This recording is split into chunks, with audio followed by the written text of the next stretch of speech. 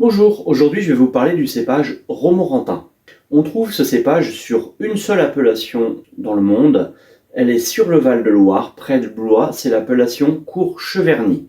Ce cépage aurait été ramené de Bourgogne au XVIe siècle par François Ier, lorsqu'il a construit notamment le château de Chambord. On trouve aussi ce cépage hors appellation en IGP, comme chez Henri Marionnet, pas très loin, à Soins en Sologne. D'ailleurs, c'est Henri Marionnet qui aurait les plus vieilles vignes de France. En effet, son romorantin a été daté et il est franc de pied, c'est-à-dire qu'il n'a pas été greffé sur un pied de vigne américain. Et ces vieilles vignes dateraient de 1820 à 1840, ce qui en fait donc les plus vieilles vignes de France.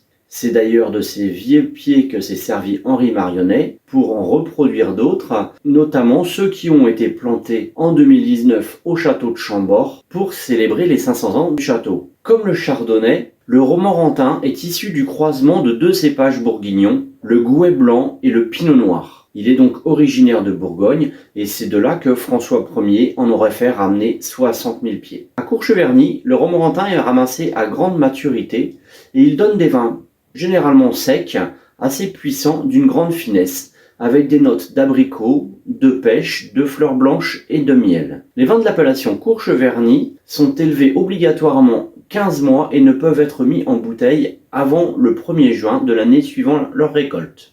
Avez-vous déjà eu l'occasion de goûter ce cépage si particulier et si rare, le romorantin, notamment comme un Cour-Cheverny ?